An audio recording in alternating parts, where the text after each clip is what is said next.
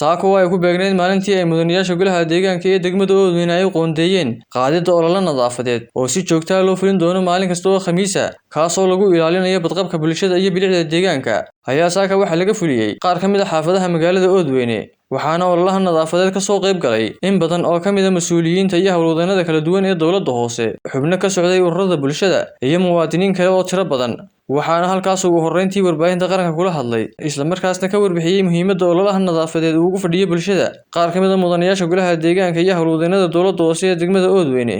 waxaanu maanta oo Khamiis ah aanu qabanay ololihii nadaafadda oo aanu ku nadiifinay qaybo ka mid ah magaalada Oodweyne gaar ahaan wadooyinka xidhmay waxaan xagan aad iyo aad ugu mahad celinayaa shacabweynaha naga soo qayb galay goobaha saasoo kale loo baneeyo ama aynu qashinka ka qaadno ee aynu ku hawshoonno in ay ka ilaaliyaan qashinka oo aanay maalmaha dambe soo dhigin qashinka ka ilaaliyaan insha Allah maalinta dambe ama toddobaadyada dambe soo socda ee Khamiisaha dambe inagoo intan ka awood badan oo cagafyadeenni iyo baabuurteenni wadana ayaynu insha Allah ka hawlgali doonaa meelahan oo kale iyo meelaha la midka ah saaka waxaanu qabanay wadooyin 3 sano u dambeeyay aan cidi marin ayaanu furray wata way qalaalan tahay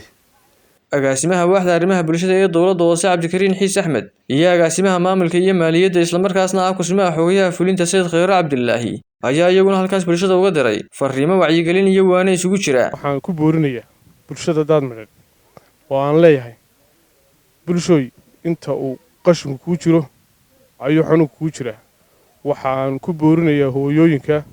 iyo aabayaasha ku dhaqan iyo ganacsatada ku dhaqan magaalada Oodweyne in ay ku dadaalaan sidii aynu isuga nadiifin lahayn qashinka bulshada waxaan kula talinayaa gawaadhida magaalada ka shaqeysa inay xashiishka iska saaraan oo waxaan ku boorinayaa oo aan kula dardaarmayaa hudheelayaasha iyo meheradleyda inaanay laamida wax xashiisho ku qubin wax xala ku qubin wadooyinkana ay ka daayaan xashiishkana ay iska saaraan gawaadhida annaga shaqaalihii dawladda hoose gudiyadii xaafadda xildhibaanada golaha deegaanka waxaanu saaka bilownay ololihii nadaafadda sidoo kale waxa ololaha nadaafadda dhinac socday banaynta wado 8 sano ugu dambeysay xidhnayd marka alxamdulillaah rabbil caalamiin wadadii waanu banaynay qashakii waanu gurnay waanu gubnay waxaan aad iyo aad ugu mahad celinayaa ururada dhalinyarada